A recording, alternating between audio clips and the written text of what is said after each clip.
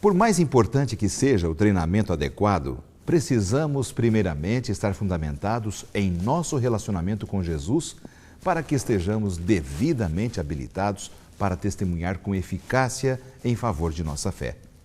Jesus nos capacita com o conhecimento, habilidades e treinamento necessários para sermos testemunhas dele.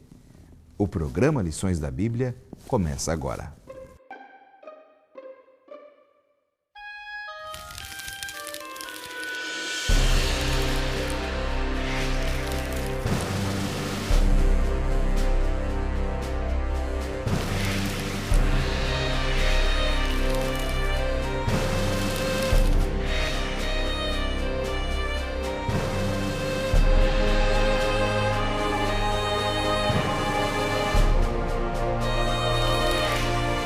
Disse Jesus: sigam-me, e eu os farei pescadores de homens. Mateus 4:19.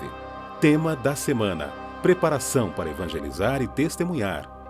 Estamos começando mais um programa Lições da Bíblia. Seja muito bem-vindo aqui ao programa, porque hoje nós temos um assunto muito especial que eu tenho certeza você vai crescer, eu vou crescer e os nossos convidados que estão aqui na bancada também crescerão.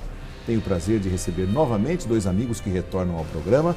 Pastor Davi França, seja bem-vindo mais uma vez, pastor. Obrigado, pastor, por mais essa oportunidade. É uma alegria estar aqui para tratar de um assunto tão importante para as comunidades cristãs. Maravilha. O pastor Davi França, ele é capelão na Clínica Adventista de São Roque, um lugar muito interessante, e o trabalho que ele faz também ali, bastante interessante, de suporte espiritual às pessoas que ali frequentam. Também tenho o prazer de receber o pastor Bernd Wolter, que é professor da Faculdade de Teologia, da Faculdade Adventista de Teologia, aqui no NASP, o Centro Universitário Adventista, em Engenheiro Coelho. O pastor Wolter tem uma experiência muito interessante com missões, foi missionário fora do Brasil e desenvolve um trabalho junto à faculdade, também junto ao núcleo de missões ali do NASP. Pastor, é um prazer recebê-lo mais uma vez aqui ao programa. É um prazer para a gente também poder participar desses momentos, principalmente desses assuntos que nós estamos tratando aqui. É uma alegria a gente poder falar de testemunhar, de compartilhar a fé e conversar sobre isso com os nossos telespectadores. Com certeza, né? E justamente nessa semana, quando nós vamos falar sobre a preparação para evangelizar e testemunhar. Quero convidar você para orar. Vamos orar aqui, amigos, para começarmos o programa. Amado Deus, obrigado pelo privilégio de abrirmos a Tua Palavra, que possamos retirar dela o alimento de que tanto precisamos, em nome de Jesus. Amém. Amém. Amigos, para se evangelizar e testemunhar, é preciso ter preparo individual? O que vocês pensam? Eu penso que sim. As pessoas enfatizam muito a atuação divina na pregação, no testemunho, no evangelismo. E isso é importante, é óbvio, é o mais importante, tem o seu papel. Mas é importante que a pessoa também se prepare. Conhecendo o público, pode ser uma pessoa ou um grupo, ou uma igreja, uma congregação. Ao conhecer o seu público, você vai saber como se dirigir a ele, isso é importante. É importante escolher qual é o conteúdo do que você vai falar, se você está ensinando, se você está pregando, se você está transmitindo uma mensagem.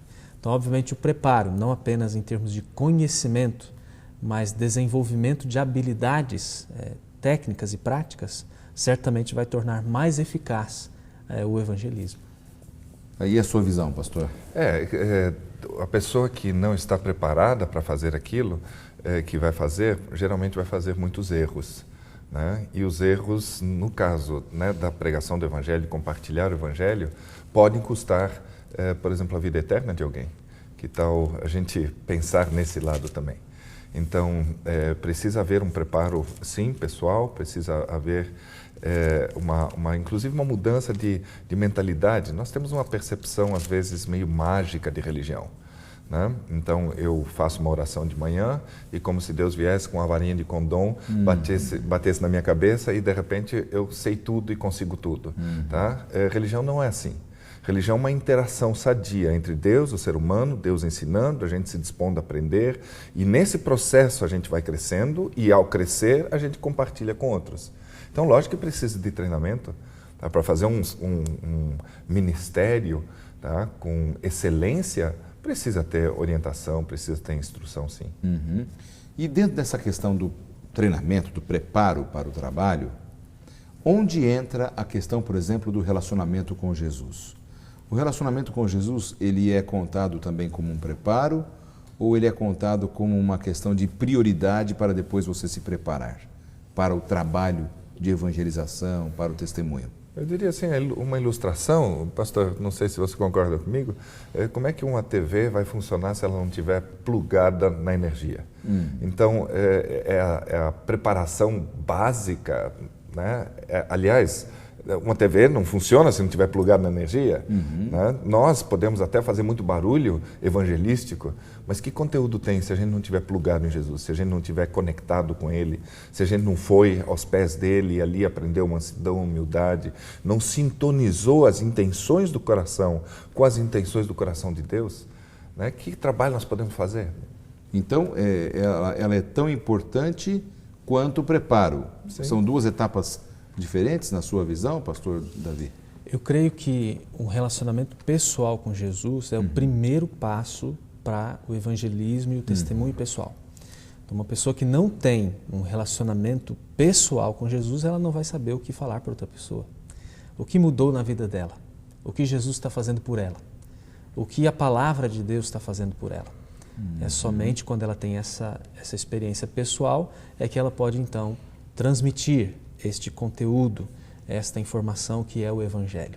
Obviamente, se a pessoa se prepara, se ela estuda técnicas, se ela estuda diferenças de ouvintes, de personalidades, ela certamente vai ser muito mais eficaz ao apresentar o seu testemunho pessoal ou ao fazer o seu evangelismo.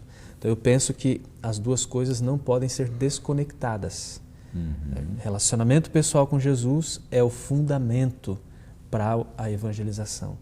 E o preparo, o treinamento vai conferir à pessoa a capacidade para dar a outra pessoa a chance de também se relacionar com Jesus. Sim. E nós vemos isso no ministério de Jesus.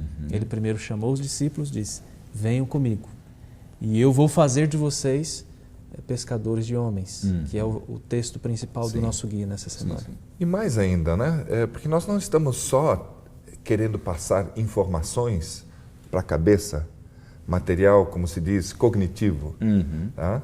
Ensinar o Evangelho é ensinar vida, é passar vida. É relacional. É relacional, é você transmitir um pedaço da tua vida para a vida de uma outra pessoa.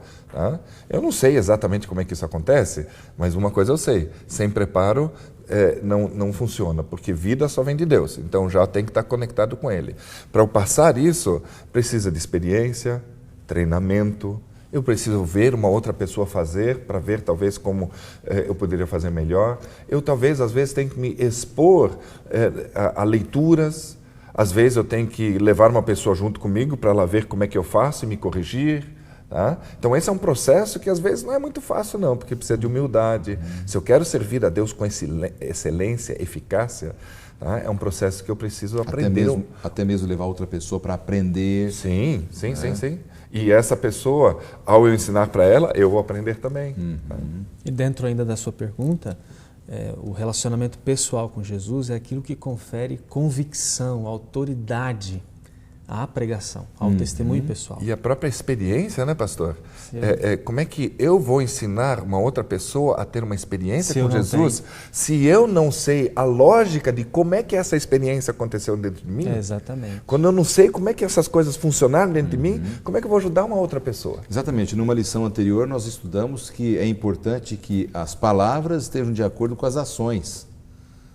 Não adianta eu falar de uma relação com Jesus se eu não tenho as intenções e sintonizar, que é o relacionamento com precisamente Cristo. E eu, quando procuro a Jesus, quando eu vou e busco a comunhão com Deus, Ele tem a capacidade de sintonizar palavras, intenções, emoções, né? O coração todo, né? Voltado para que seja aquilo. Porque vamos falar a verdade, você já viu pessoas falando de uma coisa, você percebeu que o coração delas não está atrás daquilo? Muitas vezes. Então, as a pessoas pessoa não sentem vibra no quando ar. está falando.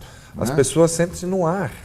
Tá? Então, uma pessoa para quem você está falando o Evangelho, ela percebe no ar se aquilo é falsificado, Sim. ou se realmente é uma coisa que é de dentro do coração, Verdadeira se é mesmo, aquilo, né? se é vida, tá? Ou se é só conversa fiada. Sim, sim. E de conversa fiada, na minha experiência, as pessoas estão enjoadas.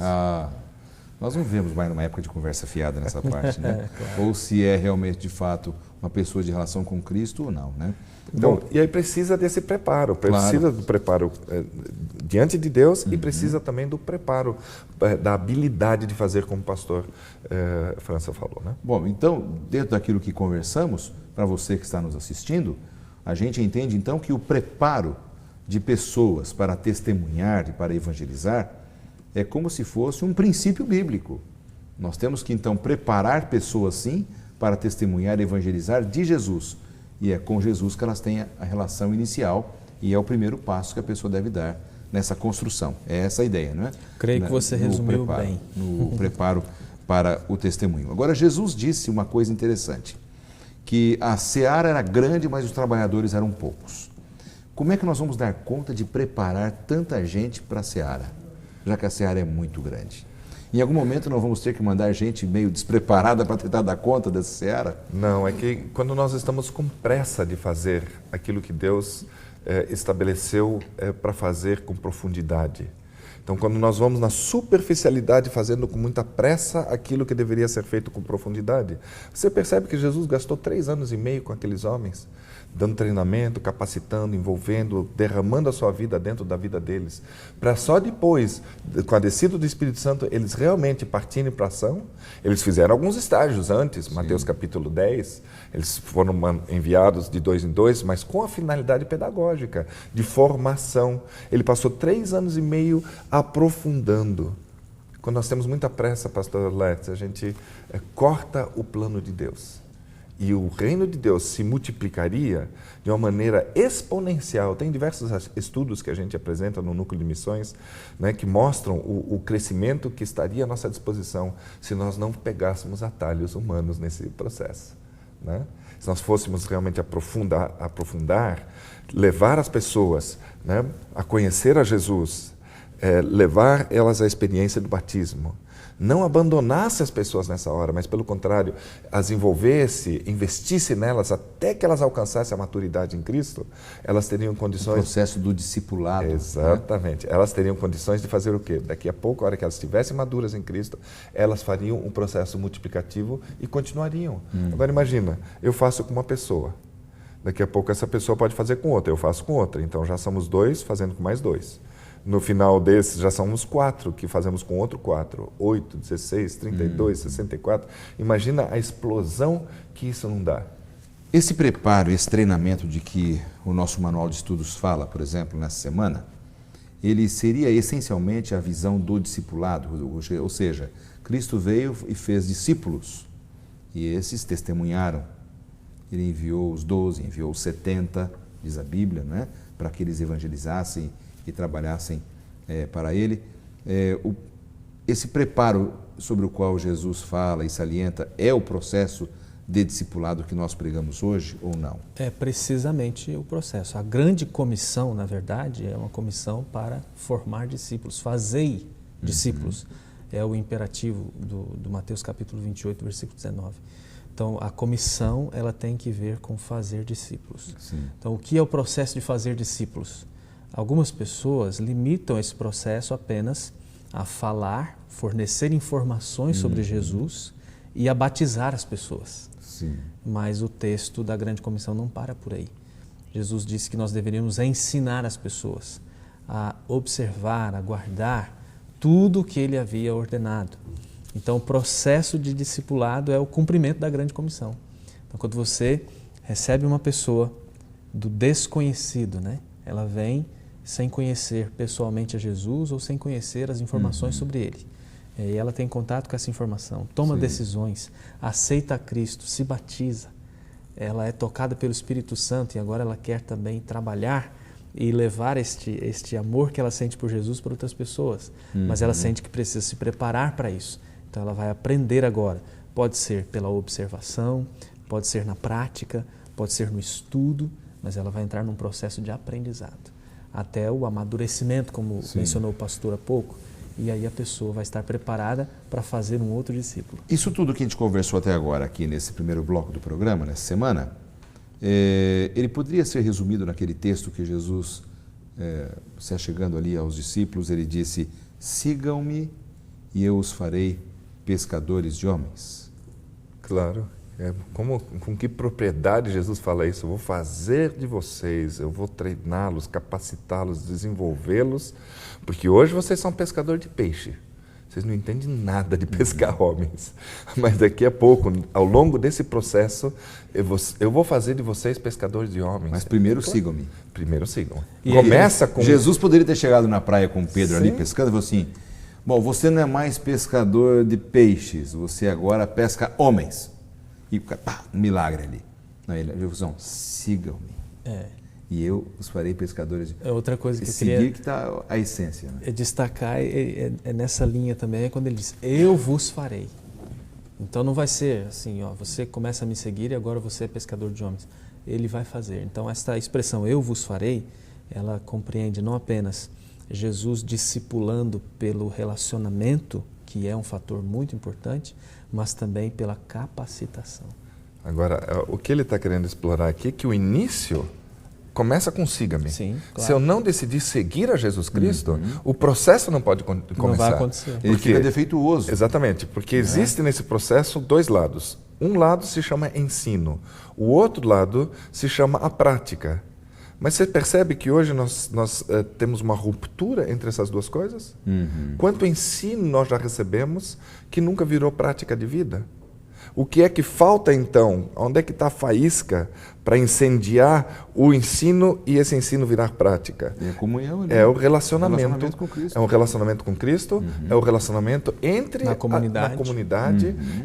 Ela inicia praticamente um processo de aprofundamento e De contágio. de contágio para a prática. Então Jesus disse o seguinte: siga-me, porque nesse relacionamento eu vou ensinar vocês e pelo relacionamento vocês vão aprender coisas que de outra maneira jamais vocês aprenderiam. Existem slogans em várias denominações religiosas muito interessantes, né?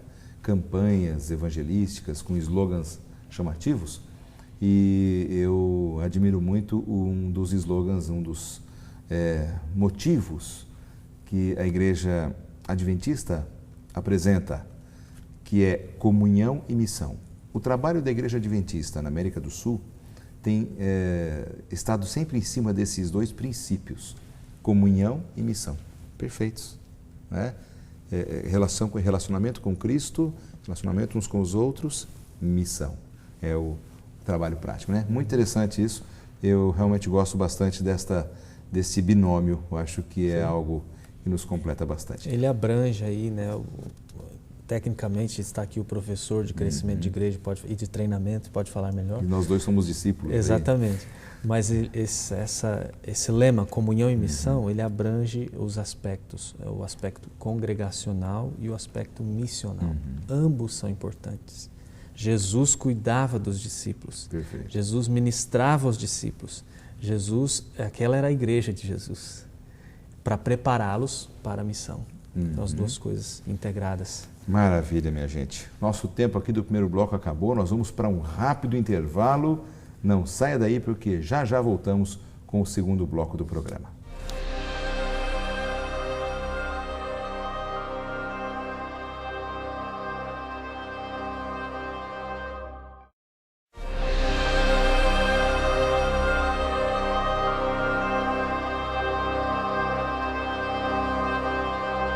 Estamos de volta com o programa Lições da Bíblia. Estamos conversando com dois pastores amigos, o pastor Davi França e o pastor Bernd Wolter, e com conceitos interessantes sobre a importância do preparo para evangelizar e testemunhar. No primeiro bloco, nós conversamos um pouco sobre a importância do relacionamento com Cristo, desta comunhão com Cristo, para que o preparo seja mais lógico, para que as nossas ações estejam de acordo com a prática, e isso é muito importante. E agora, nesse segundo bloco, meus amigos, eu gostaria de falar um pouco sobre essas etapas do preparo, de como é que uma pessoa pode aprender. Não é? Por exemplo, uma pessoa pode aprender observando outra fazendo. nessa questão do testemunho e da evangelização, o processo de testemunho e evangelização, a observação cabe aqui? Eu creio que sim, até porque Jesus, quando ele comissionou, aparece aí em Lucas capítulo 10, além dos apóstolos, ele depois comissionou 70 pessoas, 70 discípulos, Sim. para a pregação. E ele recomendou que eles fossem de 2 em 2. O objetivo não era apenas que um fizesse companhia para o outro. O objetivo era o aprendizado. Sim. Através da observação de como um faz, o outro aprende mais. E isso funciona assim até hoje. Eu me lembro nos estágios aí no seminário, né, professor, que nós éramos designados em duplas também para os estágios, em estudos bíblicos, os estágios em evangelismo. E aí você observava o colega fazer e você, poxa, eu não tinha pensado nisso. E aí numa outra ocasião você usava aquela estratégia ou aquela técnica ou aquela informação que o colega prestou e ela já era útil para você tocar o coração de alguém que estava ouvindo a palavra. Então eu creio, não só porque está aí escrito, mas também porque já vivi isso. Observar é uma boa aula para a gente. E os discípulos, eles tinham muitos motivos para observarem a Jesus, né? Claro. Por exemplo, a compaixão que Jesus tinha para com os sofredores. Cada história linda que nós encontramos nos evangelhos, Jesus ali, por exemplo, multiplicando o pão, os pães e peixes para uma multidão. Ele foi movido pela compaixão, pela necessidade física. Ele é uma pessoa muito inteligente, pregando ali, viu o cansaço, o estresse das pessoas, sem comida. Ele também procurou saciar. A observação realmente, ela cabe no reino de Deus como um grande aprendizado para quem está entrando no reino de Deus, né, pastor Walter? Sim, claro. Aquela escritora norte-americana, Ellen White, ela escreve uma frase muito interessante: nós somos transformados pela contemplação. Aquilo que mais nós observamos é aquilo que vai mais nos influenciar. Né? E eu gosto de um pensamento também que tem por aí, um pensamento popular que diz o seguinte, né? Na prática, na prática a teoria é bem diferente. Mas sabia que sem a teoria não existe prática? Sem eu primeiro observar, ver experiências de outros, sem me deparar com o assunto e começar a entrar pouco a pouco na realidade que eu vou enfrentar, sem eu me deparar com a coisa teoricamente antes, provavelmente a minha prática vai ser muito, muito fraquinha. Então, a observação faz parte dessa teoria preparatória para a ação. Tá? Eu preciso de um arcabouço, de uma base filosófica, teórica, de compreensão. Não estou falando nem filosófica, que seria bom. Seria mais teórica, né? Mesmo. Mas, por exemplo, se uma pessoa... eu estou falando da observação mesmo. Faz parte dessa coisa que eu ainda estou passivo, eu não estou agindo. Né? O raciocínio que eu estou querendo perseguir... apenas na teoria ainda. Exatamente. Entendi. Eu estou querendo dizer o seguinte, que você pegar uma pessoa que não tem noção e colocar ela para fazer uma coisa que ela não tem noção... Né? Vai ser uma coisa sem noção. Vai ser uma coisa sem noção. É a mesma coisa se eu pedisse para você consertar uma turbina de avião. O que aconteceria? Você ficaria com as chaves ali, desesperado, angustiado. Tá? O avião vai cair. Né? Então, percebe o que eu estou querendo dizer? Precisa de você se deparar com o assunto, começar a raciocinar nos termos daquilo que você vai fazer, para depois poder agir. E aí, observação, leitura, que é uma espécie de observação, mas observar pessoas fazendo, tá? E você interagir com as pessoas, como o pastor Davi falou aqui agora, é o que a gente faz com os alunos lá de teologia. A gente ensina-os, tá? Ao eles observarem fazendo, e depois é que vem os outros passos de aprendizado também. Nós temos um telespectador que enviou uma pergunta. Vamos ouvir agora. Olá, meu nome é Gilney. Na minha igreja existem duas correntes. Uma que diz que eu devo aprender treinando. A outra diz que eu devo aprender fazendo. A quem devo seguir? As duas. Eu penso que não tem como dissociar aqui, né? Não tem. A pergunta de Junei é interessante porque isso de fato acontece muito. As pessoas, elas acham que um método exclui o outro. Então, se a pessoa ela é orientada para o treinamento, aí eles entendem que isso é importante e gerenciam todo o seu trabalho evangelístico com base só no treinamento. E aí não tem a prática, não tem um estágio para que a pessoa possa de fato pegar a informação e transformar em prática. Outras pessoas acham, não, esse negócio de treinamento não resolve nada, é perder tempo. Vamos para a prática. Né? Então existe esse é um problema muito comum, então a pergunta é muito pertinente. Muito comum na realidade das igrejas. Sem dúvida, sem dúvida. Por exemplo, ó, já te cortando aí, não tem problema. Só dentro desse mesmo assunto. Você pode. Não, tranquilo. Mas, por exemplo, há uma divergência, às vezes, entre os mais antigos e os jovens. Então, por exemplo, os antigos falam assim, não, só vão tomar parte quando estiverem bem, sabendo direitinho o que tem que fazer. E os jovens tentam tomar conta do processo à força. E aí gera realmente um conflito de gerações, ali, um atrito muito grande. Porque os dois têm razão, os dois lados têm razão. Os jovens querem o seu espaço e os mais antigos querem que eles sejam treinados. Só que aí precisa ter alguém de centro para chegar e dizer assim, ó, vamos ter momentos de treinamento e momentos de prática. Vamos fazer as duas coisas. E eles podem se alternar. Se alternar, né? exatamente. Então faz um pouquinho de teoria, vai lá, experimenta, tá? Depois volta, discute o assunto, vai lá, experimenta de novo. Quer dizer, essa interação, isso que é vida, pastor Léo. Sabe, a interação não é só uma coisa. As pessoas às vezes têm a ideia que as coisas precisam ser estáticas, ou isso ou aquilo. Nada é estático. É uma sucessão de, como é que se diz, né? É uma sucessão de contração e relaxamento, né? É de ir, de voltar, de ficar, né? Vinde um pouco à parte, descansemos, como Jesus pegou os seus discípulos depois que eles saíram, depois chamou, vamos de novo, né? Então essa sucessão é que realmente faz a formação melhor do discípulo, né? Esse é o segredo, né? E aí vem a questão de aprender fazendo, porque nós aprendemos observando e aprendemos fazendo. E realmente não deixa de ser um aprendizado você fazer, né? Você ser testado, você testar-se, né? Isso é muito importante. Esses dias veio um amigo aqui no programa e disse que a primeira vez que ele pregou, ele tinha 40 minutos, só que ele conseguiu pregar o sermão inteiro em 7. Tão nervoso que ele estava. Só que ao ter enfrentado o público, né? Aquilo foi como que cura para a timidez que ele tinha. Ele se sentiu mais forte na próxima vez. Ele reavaliou onde ele errou e ele resolveu encarar pela segunda vez. E assim ele foi crescendo, né? O pastor Raimundo Gonçalves, que é evangelista da Igreja Adventista ali, Rio de Janeiro, Minas e Espírito Santo. E um bom pregador hoje, que domina ali uma multidão com muita facilidade e começou da base, aprendendo, ouvindo, observando, fazendo. E esse é o ponto de equilíbrio. Por exemplo, no ministério de Cristo, vocês conseguem identificar algum momento em que Jesus, claramente, fora a questão dos 70 que nós conversamos aqui, ele treinou e depois deu a prática para que eles exercessem? Vocês se lembram de algum episódio? Mateus capítulo 10, né?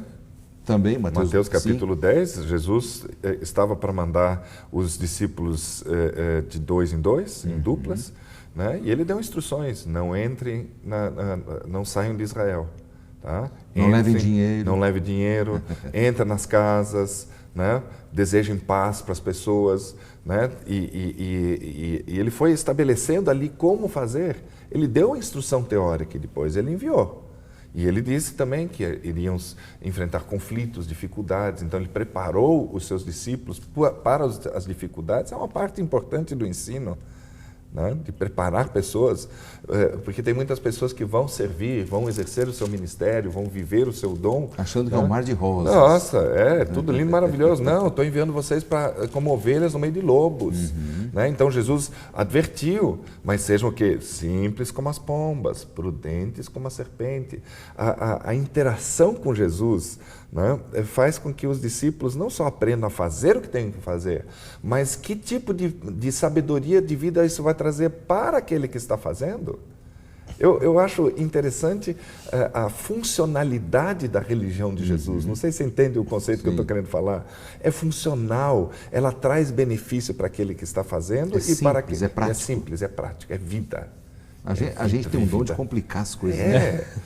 Me permita externar aqui a minha paixão pela beleza do Evangelho. Veja, o capítulo 10 de Mateus, ele é o capítulo que a gente usa como referência para o fato de que Jesus instruiu, treinou e depois enviou para a prática. Mas onde é que está localizado o capítulo 10? Você tem ali, o começo do livro de Mateus explica quem é Jesus, e depois você tem o maior discurso, ou sermão de Jesus, Sermão da Montanha, que é, ali, né? é popularmente chamado Sermão da Montanha.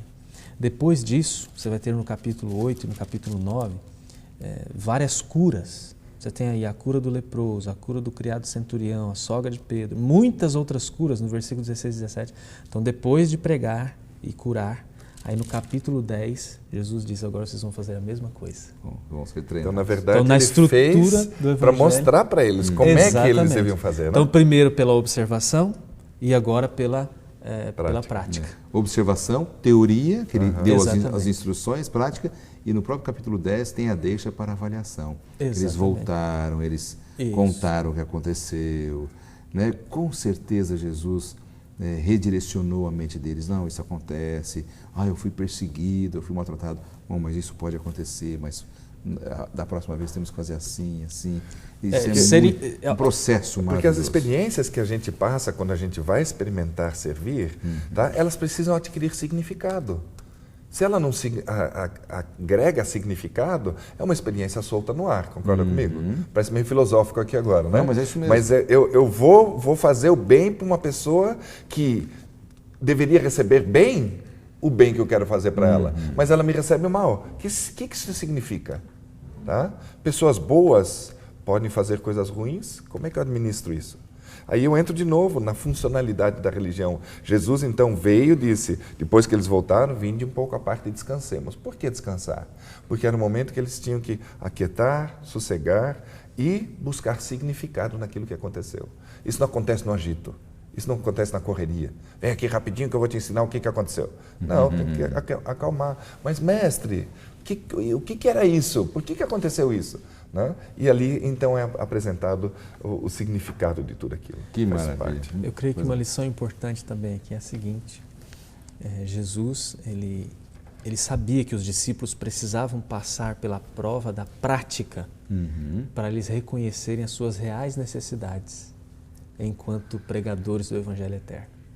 Depois que eles foram, sentiram as dificuldades, passaram por estas provas práticas, eles certamente valorizaram um pouquinho mais, né, o ministério de Jesus e a maneira como Jesus executava o seu ministério. Então eu creio que colocar a teoria na prática era a maneira que Jesus tinha de fazer os discípulos se confrontarem com as suas debilidades e buscarem o preparo e melhores condições, capacidades para continuar fazendo para o seu trabalho, para cumprir sua missão. Né? Que maravilha. Muito bem, amigos. Esse programa Lições da Bíblia está discutindo aqui com os nossos convidados a importância do preparo para evangelizar e testemunhar. Nós vamos para mais um intervalo e voltamos já já para o terceiro e último bloco do programa dessa semana. Não saia daí.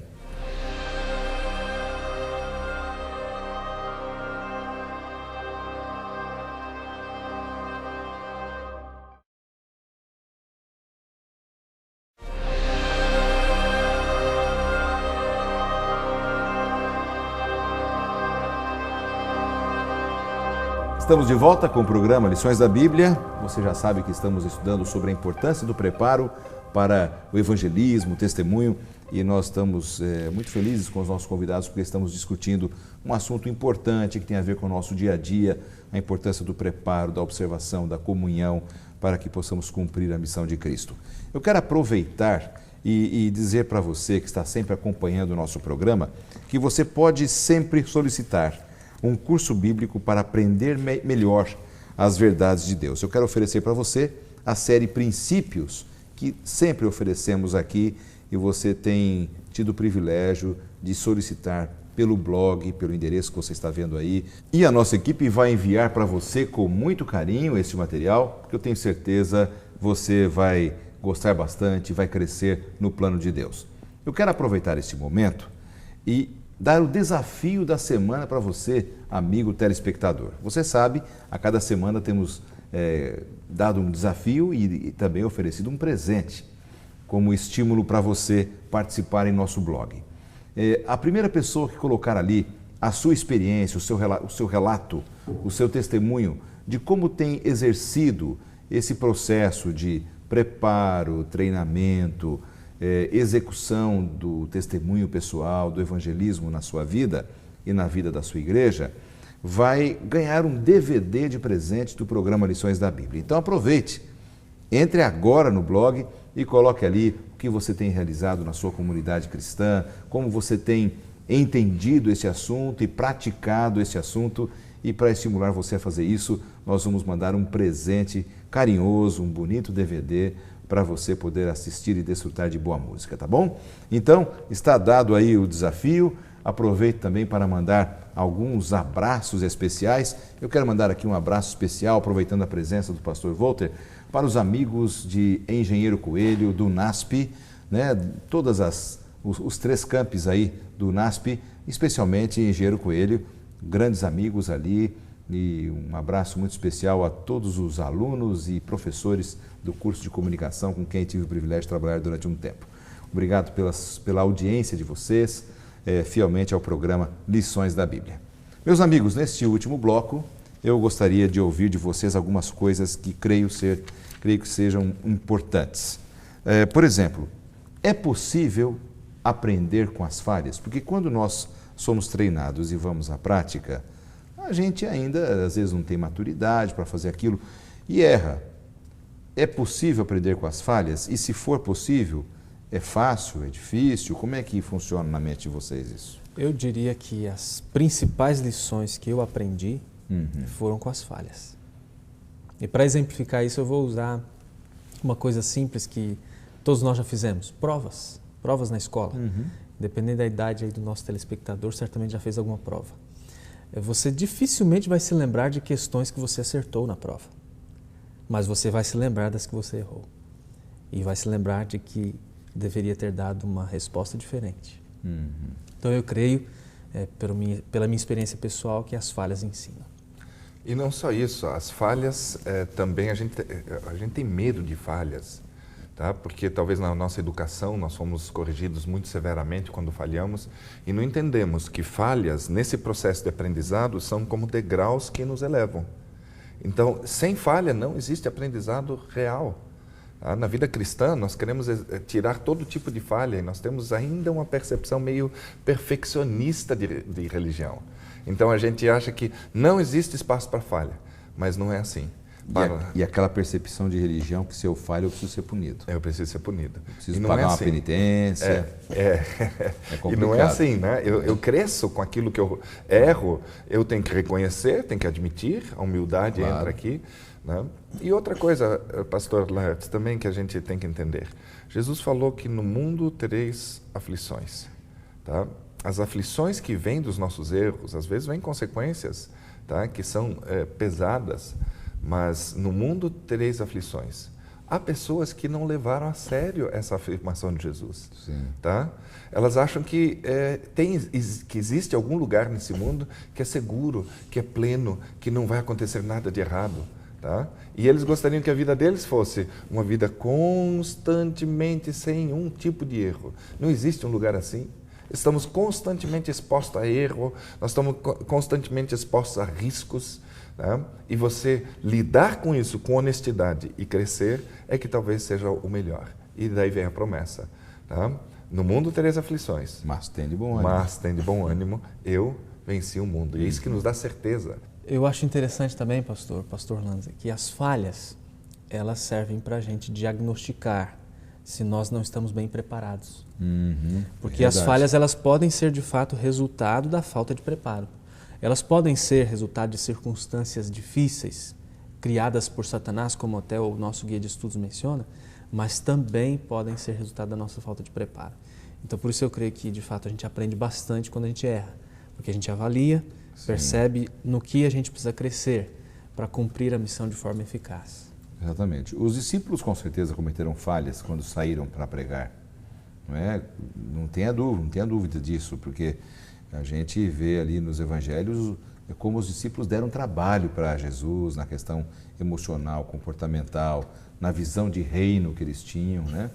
Então, com certeza, eles aprenderam muito com as falhas e, após a ascensão de Cristo, eles se viram sós ali com o poder do Espírito Santo com eles, foi quando começou a baixar realmente a maturidade na vida deles. Mas enquanto eles permaneceram com o Mestre, eles deram muito trabalho. Agora, vimos aqui aprender com as falhas. E como é que a gente aprende com o sucesso? Porque a gente vive num mundo hoje que diz assim, você nasceu para vencer, você tem que ter sucesso. Se você não tem sucesso é porque você tem algum pecado na vida, tal. A gente também pode aprender com sucesso, né? Existe algum perigo ao se avaliar só pelo sucesso? Como você imagina, pastor Walter, essa questão? Eu acho que os píncaros da glória, como a gente fala, né? Quando tudo dá certo, quando tudo é bonito, isso dá uma percepção para a gente de acertou, andou no caminho certo, percebeu correto, avaliou correto, executou correto. Tá? Então, isso dá uma percepção boa para a gente, pelo caminho que a gente provavelmente deve andar, né? Em outras vezes que a gente fizer. Então, o sucesso, ele confirma os nossos esforços. Pessoas que têm coleção de insucessos, geralmente não são pessoas que são empreendedoras, a não ser que elas aprendam a lidar, alguém trabalhe com eles de tal maneira que eles aprendam a lidar com esses insucessos. Mas, na verdade, o que faz a gente se identificar mais são os sucessos. E o que seria o sucesso, então, na ótica espiritual, pastor Davi França? Eu creio que quando estamos falando de evangelismo e testemunho, eu creio que quando você, com paixão, né, você de fato transmite para a pessoa não apenas informação, mas você comunica à pessoa o amor de Deus que é canalizado através de você e a pessoa percebe isso. E você vê isso nos olhos, nas reações da pessoa, eu creio que esse é o sucesso. O professor Walter, ele pode até me corrigir e acertar a frase, mas ele dizia algo mais ou menos assim nas nossas classes de evangelização. A série evangelística de sucesso não é aquela que tem bons números, é aquela que é feita. Se você fez, já é um sucesso, porque há aprendizado, há falhas, há avaliação. Então, o sucesso não está apenas em você conseguir alcançar o resultado naquela atividade, no nosso caso, evangelismo e testemunho, mas está no fato de fazer. Que também não pode ser descartado o resultado, claro, né? Claro. Tem a sua importância. Mas está no fato de fazer. Sim. Porque por estar fazendo, embora possa existir alguma falha, você aprende, cresce, é bem sucedido. Claro. A frase que eu tentei veicular para eles é que o único evangelismo que tem insucesso é aquele que não foi feito. Exatamente. Exatamente, né? Isso. Então, a ideia que eu quis veicular para eles é que arrisca, tenta, faz, você vai fazer erros, na próxima você conserta, ajusta. Grandes evangelistas foram assim. Meu primeiro evangelismo que eu fiz, tá, foi ainda antes até do meu batismo, né? E eu já estava com pessoas ali ensinando a Bíblia e foi assim interessante, um colega e eu começamos a dar estudos bíblicos, ele simplesmente me abandonou. Eu nunca tinha dado um estudo bíblico e agora estava com 12 pessoas na minha frente para eu dar o estudo bíblico. E eu lembro que eu levei umas 3 horas para dar aquele estudo bíblico, eu ia me ensinando, ia me empolgando, e eu nunca mais dou estudo bíblico de 3 horas, tá? Porque estava concentrado na minha empolgação, não na necessidade deles. Eu fui entendendo isso ao longo do tempo, que eu não tenho que, só porque eu estou empolgado, esticar a coisa. As pessoas têm outras coisas para fazer também. Então, você entende? Eu errei. Tá? Mas estava empolgado. Eu tive uma certa percepção de sucesso, percebi os insucessos também, fui corrigindo e fui acertando. Agora, é possível uma pessoa ter maior dificuldade de aprendizado diante do sucesso? Porque você, na sua fala, pastor Davi, você falou que a gente aprende bastante com os erros. Nós aprendemos mais através de quê? Das falhas ou do sucesso? Veja, eu acho que as lições que mais marcam na minha vida, elas foram aprendidas com as falhas. Uhum. Mas o aprendizado com sucesso, no contexto aqui do nosso guia, né? Sim. Ele tem a ver com o reconhecimento, em primeiro lugar, de que o poder é de Deus. Sim. Então, se eu alcanço os objetivos, isso é o sucesso, mas para que de fato seja, eu tenho que reconhecer que o poder é de Deus, não é meu. Tá. E a outra coisa que a lição menciona, que são os procedimentos, né, as práticas, como eles dizem aqui, o sucesso vem quando eu percebo qual é o melhor método, qual é a melhor prática, qual é o melhor procedimento para aquele grupo, para aquela pessoa, para aquela atividade de evangelismo na qual eu estou envolvido. Mas tem um detalhezinho também. Desculpa, você... Não tem problema, você é meu professor. Então, veja, o aprendizado do insucesso, da falha, já vem embutido a humildade. O aprendizado com o sucesso, nem sempre. Às vezes tem até um pouquinho de orgulho. Né? Orgulho, arrogância, vaidade, eu consegui, eu não sei dar honra e glória a Deus. Mas então, agora me permita te interromper, eu não favor, diria que isso é sucesso. Se o sujeito faz algo, né, e o sucesso faz com que ele, porque ele não aprendeu. Não, Então, eu só estou querendo, com concordo 100% com o você. sucesso, ele quer dizer que pode levar a isso. Exatamente. Mas a ideia é que, por exemplo, quando eu tive ótimos resultados, a coisa andou bem, eu tive ótimos resultados, tá? Aparentemente é um sucesso. Mas não teve o elemento da humildade dentro de mim, eu não aprendi as coisas que eu deveria aprender com o processo. Então, nesse caso, geralmente, tá? Quando as pessoas colhem muitos sucessos e começam a se inflar, né, e o orgulho toma conta, muitas vezes Deus presenteia alguns insucessos logo em seguida, algumas falhas, para aprender o outro lado da moeda. Isso aconteceu, está aí na nossa lição. Né? Uma pessoa trouxe o seu sobrinho para Jesus e disse, olha, os seus discípulos não puderam fazer nada. Então é muito importante que a gente tenha isso em mente. Exatamente. Eu acho que, bom, vamos de uma forma prática. Eu já participei de atividades evangelísticas em que eu utilizei os mesmos métodos em diferentes atividades e numa eu fui muito bem sucedido, mas noutra não. Então, por isso que eu disse, o sucesso está em primeiro lugar em reconhecer que o poder é de Deus. Nós nos preparamos, nós nos capacitamos e nós tentamos avaliar os melhores métodos e práticas, mas o sucesso vem porque Deus E também não podemos ter timidez e medo em não fazer. Vamos encarar e fazer o nosso trabalho de testemunho, evangelismo, que é esse o plano de Deus. Meus amigos, eu tenho que terminar porque o nosso tempo praticamente se foi. E eu preciso assim que vocês fechem aqui uma mensagem para os nossos telespectadores, 30 segundos de cada um, para a gente poder fechar aqui o programa de hoje. Vamos começar com o pastor Walter. Eu creio que as pessoas que se envolvem no trabalho, que ousam, elas crescem. Eu sinto falta de Paulos e Paulas, homens e mulheres ousados, homens e mulheres que não temem, que coloquem o seu coração em Deus, creiam, saibam que se Deus chamou, se Ele diz que vai acompanhar, se Ele diz que o risco é dele, eu posso simplesmente me lançar e servir. E eu sinto um pouco falta disso na nossa época. Nossa época está um pouco buscando conforto, tranquilidade e, ao mesmo tempo, tá, uma insatisfação no coração das pessoas. Tá? Parece-me que tomar a cruz, aprender a sacrificar-se, tá, se empenhar em alguma coisa, enfrentar a luta que isso cobra, parece que isso traz uma satisfação que nós estamos deixando de experimentar. Eu gostaria de desafiar o telespectador. Experimente, tente, faça, busque servir de acordo com os teus dons, com as tuas capacidades.